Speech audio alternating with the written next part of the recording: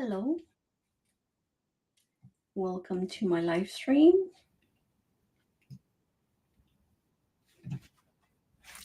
Hello from Miami, Florida. Okay,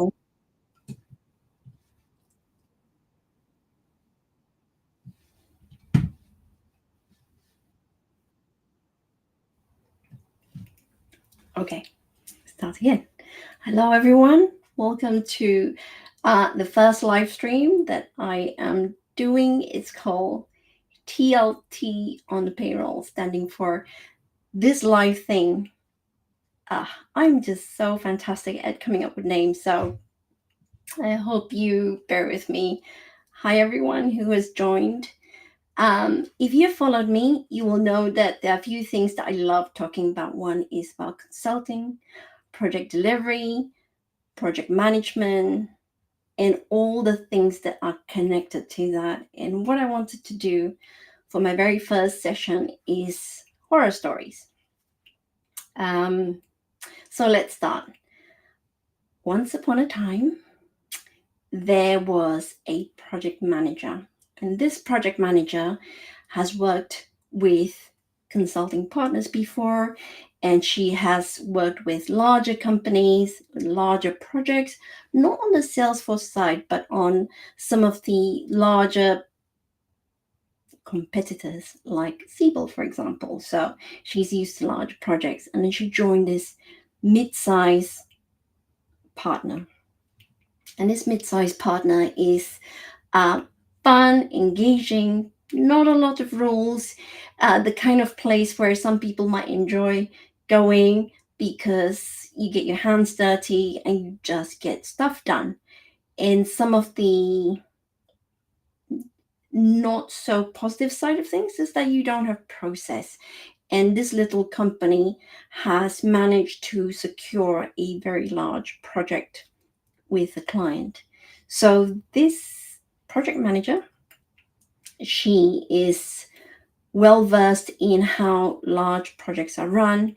And we were having a conversation a few weeks ago, and she said, "Oh my goodness, I don't know what I'm going to do. This project is stressing me out.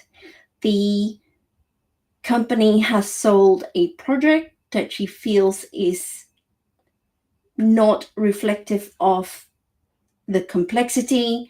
So basically, it's been underestimated. They don't have the capabilities to actually do the project because it was multi-cloud. Her team is young and not as experienced as she's used to, and so many things that are not quite right with it. And the management team of her company is just so gung-ho. We've done things like this before, we've got through it, and it will be fine. And all I could think of is, if I was this project manager, I would have sleepless nights. So this horror story is, as you can probably guess, isn't fiction. It is true. And not only is it true, but it happens a lot across many, many different companies, partners, for example. The larger companies will have learned from their mistakes. And usually, what happens from there is that those mistakes lead to loss of money, loss of confidence from the client point of view, reduced customer SAT scores, CSAT scores, and so on. And sometimes when it gets bad, the lawyers get called in. And over time, you'll find that the statement of work gets tighter, the legals get tighter, and there are more processes and procedures in place to stop projects like that from happening. And so that's the dichotomy, right? So you got these large partners who have the resources, experience, and the technical expertise to do these really large projects, but at the same time, it can feel like they're highly bureaucratic. There's so many processes to jump through, so many tick box to check and things like that. And on this side, you've got a small, medium-sized partner who is more flexible, more agile, more able to do things, more nimble, can get around stuff, and can bend the rules and kind of get stuff done. So there's pros and cons. It's kind of quick, and sometimes that's appropriate. But when you're quick and you're not following best practices, corners get cut, and majority of the time, it's kind of fine. You will see a lot of small, medium-sized companies who run projects, and it's kind of okay until it's not. So this particular story that I've just shared with you, they have got multi-cloud integration to enterprise back office, and they don't actually have the senior technical architect with the correct expertise to design a solution that is robust. And it's the client that's going to um, suffer in the long run.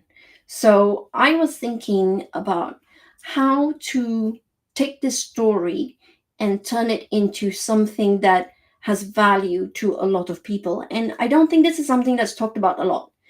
When you Google things like what are the common project failures, usually the results that you get back are large internal projects, where it's gone overrun and you've got so many other issues that come about. So what I thought was that I would like to focus on the kind of projects that are led by consulting partners, specifically Salesforce partner, because that's the world I currently live in. And what are the things to watch out for? So I've done so many projects that when I step into an environment with the client and I watch how things unfold, I can generally tell which direction the project's going to go. So let me share with you some of the things that I've learned. So bear with me also. I got this new kit, this new technology that I'm trying out. So first of all, I'm streaming. This is all brand new to me. I am just seeing all the names on the side and all the highs. Hello. I see a lot of names that I recognize. So thank you so much, friends, for coming and supporting me here. So well, that's all I can see. And the other thing that I have is a large tablet that I can draw. And those of you who know me know that I love drawing. And I thought, ooh, you know what? I can draw during my live stream. Sadly, there is a small delay, so I have done something slightly different. So let me share with you this lovely pizza that I've drawn. Okay, I'm using this app called PenUp. It actually sits on my Samsung phone, and I actually do most of my drawing on my phone. But this one is on a tablet, so it's kind of this large thing that's currently on my laptop. So because there's a small delay, I've had to prepare something in advance. Anyway, I've drawn this pizza so that I can hopefully find a way to articulate to you some of the factors that I feel are important in ensuring project success. So here are the things I'm going to talk about, all the things that could go wrong or that will point the direction of a project to a burning dumpster truck. So all you need to do is to inverse that to know what are the things that you should be doing. So guess I've got this pen here, right? So I've drawn them in layers. So let's hope that this works. Come on. Yeah. Okay. So the very first thing to note from a customer point of view, when I enter a project, I see no strong project sponsor, project champion who will say, we need Salesforce because these are the things that it can do for us, and this is how it's going to propel the business forward, and these are the reasons why we need to invest in making sure that this is successful. I was talking to a really, really good friend who's the customer services director at Salesforce. I was going to interview him for my podcast, and I said, "Can you give me?" Actually, I did interview him. Sorry, it's on my podcast. I did interview him, and I said, "Can you give me five things that an organization needs to do to guarantee success or ensure, that things are laid out for success?" And he said, "No, you know what? I can just give you one. And that one thing is a project sponsor, a really strong project sponsor that can carry the project forward, that can articulate to the business why it's important, that can rally up the troops, that can get the funding that they need to make this successful. They can put forward a really good business case to ensure that it's successful. Without a project sponsor, it's going to fail. Or actually, if you had a project sponsor, but they're a bit kind of like wishy-washy, or I don't know, oh, we just got Salesforce because the AE gave me some really good discounts, but I really don't know what this Salesforce thing is.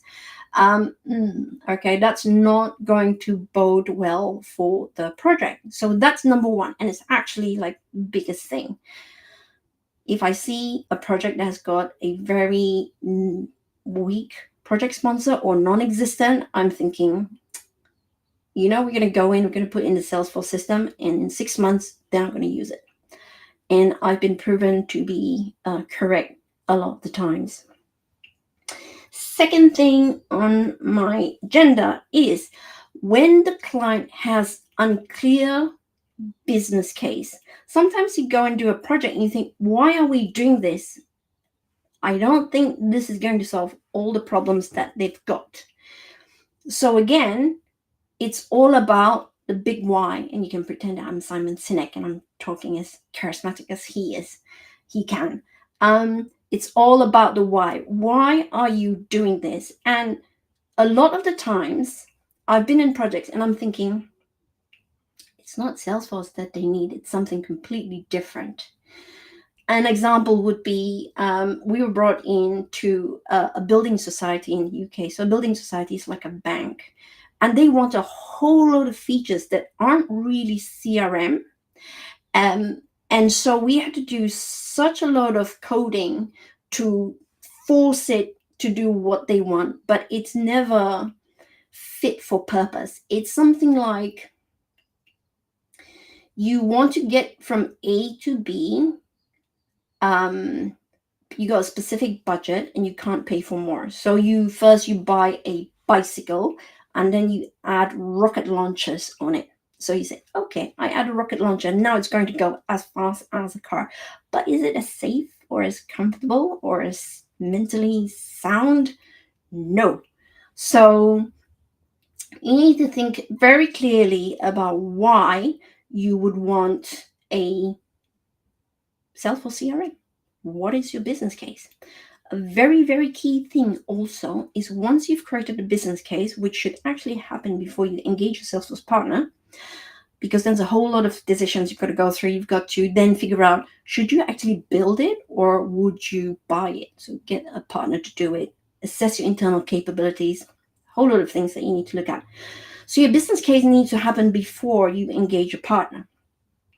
Not only that, but you actually need to keep on going back to your business case and go, does it still make sense to go through with this? Let me share with you a pet peeve I have right now, and I don't care that it's politically sensitive. We have HS2, which is a high-speed rail in the UK, and it costs a lot of money. And one of the business case pre-pandemic is that we ought to build this very expensive rail line from London to Birmingham to Manchester because it would make things quicker for people from Manchester or Birmingham to come down to London and vice versa. Come pandemic, the project hasn't totally got off the ground. We've done just the first leg of it. Come pandemic, and suddenly everyone's working from home. Now, if we went back to the business case, is it still valid? Do people still want to pay a lot of money to travel at high speeds between the cities, given a lot of the cost and a lot of things that need to be in place for that to happen. So I would say one of the things that businesses are really bad at is looking at business case. The third item here, oh no, I just made it disappear. There you go. That's what I want. Internal politics. So a lot of projects that I have been involved in, I have seen on the client point of view, they have a lot of internal politics, and it's very difficult for them to get to make decisions. So one of the biggest example that comes to mind is that I had a project where this client, this organization had acquired 3 different business lines and made those CEOs of these 3 business lines the head of the division of, I don't know, I can't remember, small sales, online sales, and something else. And what was happening was all these who used to be CEOs, the like big cheese in their own company, are not big cheese in this really big company, and they've become like medium cheese. And because there were ego involved, that meant that there were also a lot of arguments. And so the project kind of went nowhere because they couldn't make a decision, because everyone thought their own business process was the best and everyone else should follow suit. So that was something that really derailed their project. They spent a lot of money as well. So internal politics is the third thing. Fourth thing is unrealistic expectations. And that's one thing that can cause a lot of problems for businesses, and especially projects, when they think, oh, can you build me a CPQ and all these integrations and Data Cloud and get it live in 6 weeks? No, I cannot find my magic wand. Where is it? Even if I found it, I don't think I could make it happen for you. So those are the 4 key things. I'm sure you can find more. If you have thought of any, please put it in the chat and I'll come to it as soon as I've finished talking about all the pizza slices. Now, these 4 things on the left of the screen kind of sit on the client side. Now, a lot of times projects also fail because of reasons on the partner side. So let's have a quick look at what they might be. So the first one is, I think a lot of you will have experience and know about these things called bad selling practices. That's when a project gets sold, missold, underestimated, and basically the salespeople have sold a dream, the moon on a stick, only for the delivery team to pick up the pieces and try and deliver the nightmare. That is not a great place to be.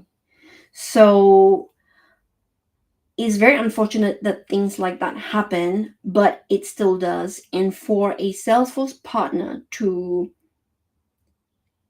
fix this situation, it kind of needs strong leadership to understand that you don't have silos in your processes. A lot of companies don't do what they preach. And this is an example, actually. So what they should do is they should know that it's all one team. Sales, you cannot sell whatever you like. You cannot do whatever you like to try and close the deal. If a project takes 100 days, let's say we kind of know that it takes 100 days to implement, you can't sell it for 80 and ask your delivery team to work weekends and evenings to fulfill that promise. You can't promise that you can integrate all these things and not have the capability to actually fulfill that.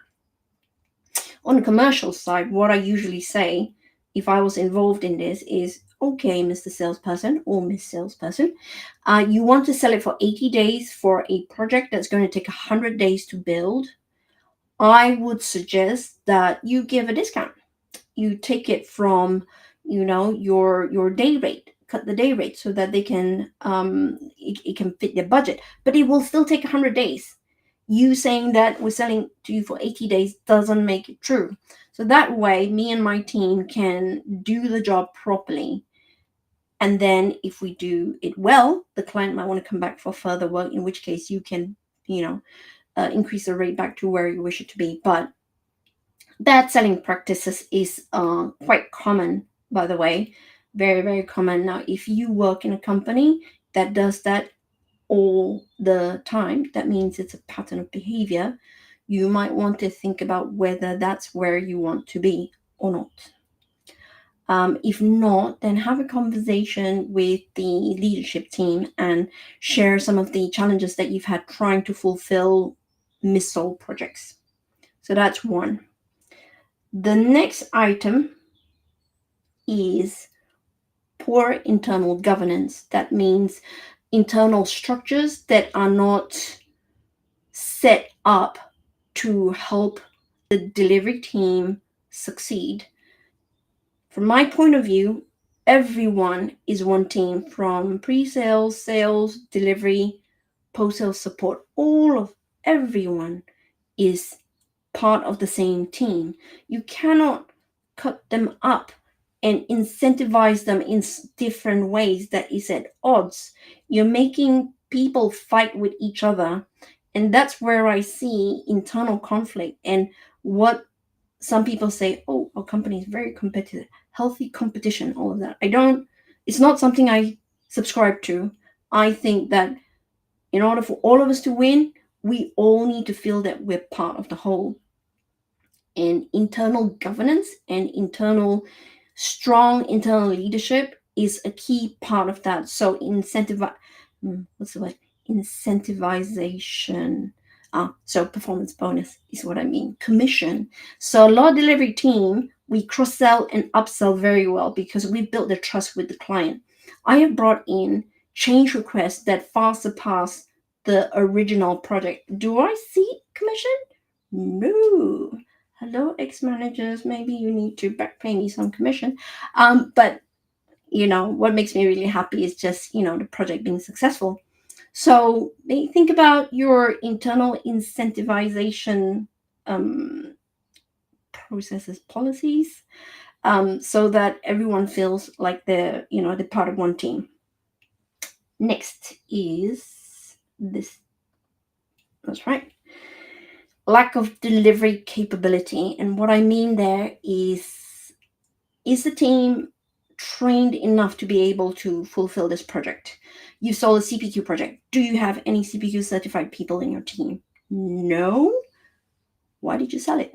Well, there are many reasons to do so, but how are you going to deliver that now? So what a lot of partners do is they sell anything and everything first, and then they go look for the talent for it, and they go to the contract market.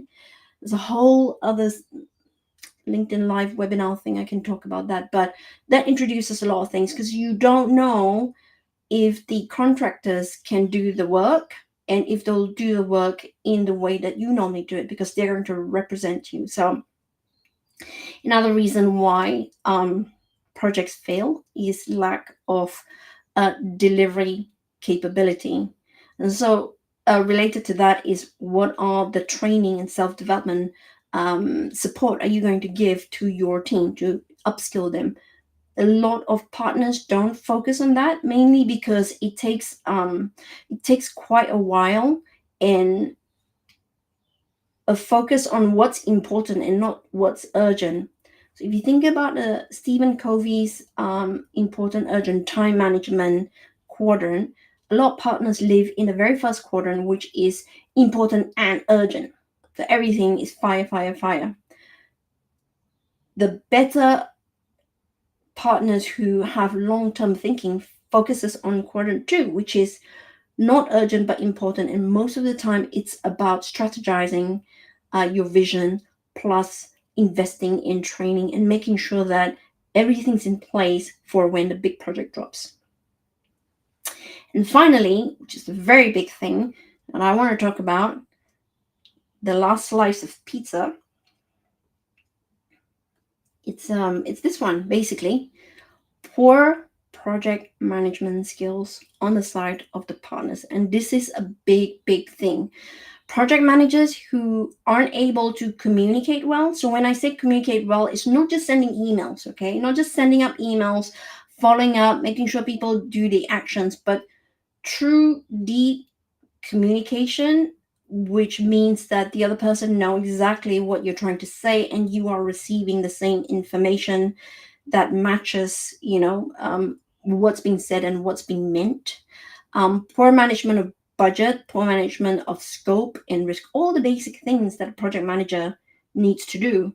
I've been having a lot of conversations lately where people still think that project administration is project management, and that's not true. Project administration are things like following up action lists, like setting up meetings, sending the invites, making sure everyone's got access to the right folders and stuff like that, updating the project plan because something caused a delay.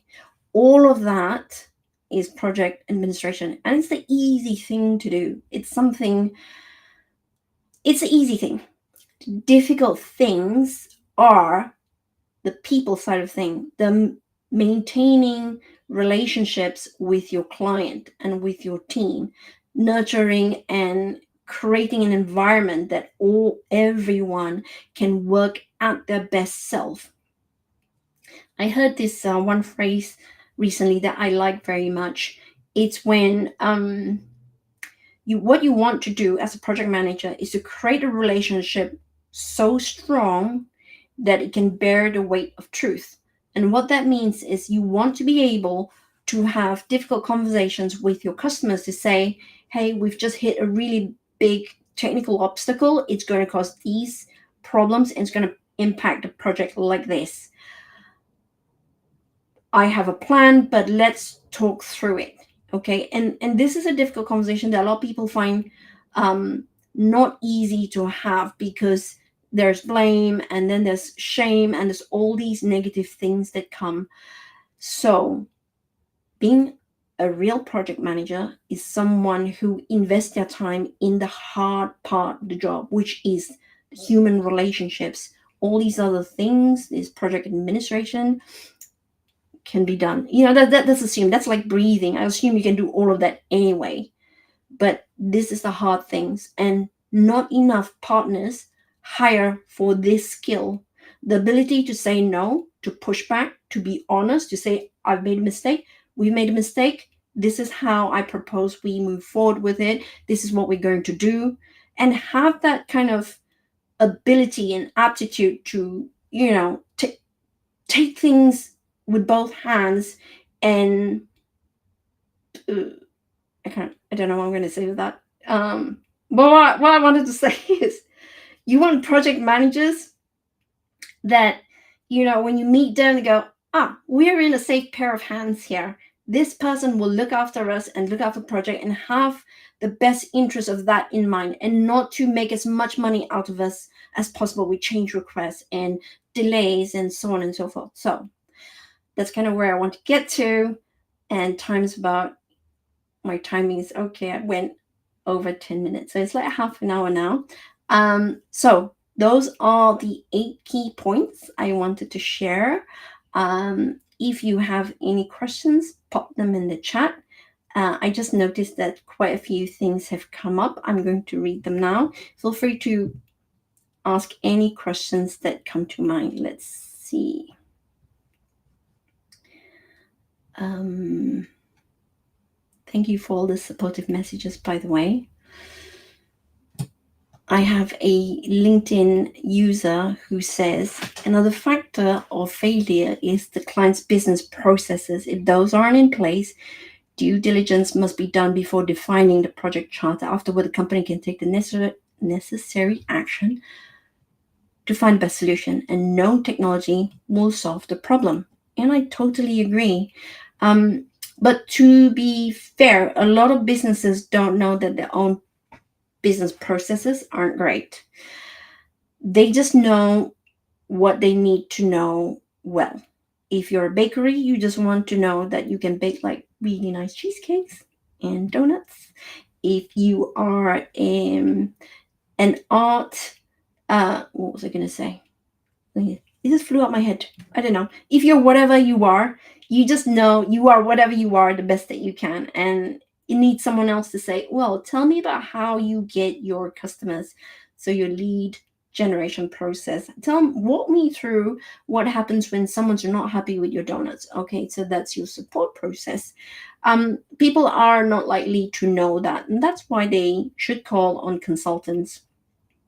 And somebody gave me an analogy this one time, which is Piyush, if you're here, I'm just going to use your example, which is if you wanted a dress, you could, in theory, buy your own fabric and cloth and sew it yourself, or you can engage a partner to get it done properly for you. And that's why you want to hire someone who can do the job properly. So there we go. Now, what else do we have? The practice of regarding people as resources must stop. There you go. I need to show it now. It dehumanizes them, and we see bad results of said practice. I totally agree with this. It is a what I'm looking for? It's a result of the culture. Professional services is like this. Legal, they are also like this. We sell our people's time, sweat, tears, and blood in any order. And that is why it lends itself to quite an unkind way of working. Right, I like this, which is a lot of you have been on projects where some of the problems have been seen. Yes, so that's kind of all the questions that I have. Oh, here you go. Tyrone, thank you very much. This is where partners come in, help the clients outline the business process and document them. Especially the good ones, this is what they should do properly and well. Okay, I have there's one more comment here. Found a book incredibly insane. Oh, by the way, let me plug my book, Salesforce Discovery 101. Get it from Amazon. I'm working on book 2. I'm slightly behind schedule on that. My book 2 is Salesforce Consulting 101. So, in plug. Back to the question. Could you share strategies for managing nepotism within a client's organization? I'm facing challenges with an internal developer who has strong ties to the executive level. This connection is leading to significant technical debt due to shortcuts in the process. So, right, I see our jobs as Salesforce partners and consultants as kind of like therapists. We go into organizations and we can see some of the things that are working, some not working. We have the tools and the expertise and experience and skill to say, this is how you fix it. Now, just like people, they kind of need to want to change for things to be successful, to overcome any issues that they have. A lot of times, what we want to do is we want to help, but we can't help. It is not within our power. This is my personal opinion, by the way. It is not within our power or authority to be able to change a client. In your example that you've given is, kind of like the internal ties with that company. Whether you're there or not, that is going to stay. And so I don't know how else you are involved. All you can do, again, politics is very sensitive. All you can do is to document the fact that you've talked to the right people about the fact that you are accruing technical debt for these reasons. So don't focus so much on the fact that it's nepotism. What I would do is to say, we have this piece of work that needs to be done. These are the things that maybe an architect has suggested, and this is how it's being implemented. And the way it's being implemented is leading to all these issues that's going to be a problem in the future that needs to be addressed. So that's kind of all you can do. I would not get involved so much into the internal politics. We can only focus on the facts and what we're there to do. They have hired us for our expertise, and that's what we should give, and kind of like limit our personal opinions to one side. I hope that helps. Exactly. Thank you very much. Someone else has said um, one of the ways to deal with that is to present the facts and let the client decide. We can't do much more than that. Okay. I hope this has been useful for everyone. Would welcome some feedback in any way, shape, or form, and maybe what you'd like to see in the next one. Give me some ideas for topics or some questions that you have, and I will put something together, which is slightly less than the 35 minutes that I've taken. So thank you very much for joining me, and I hope you'll join me in a future one. Bye.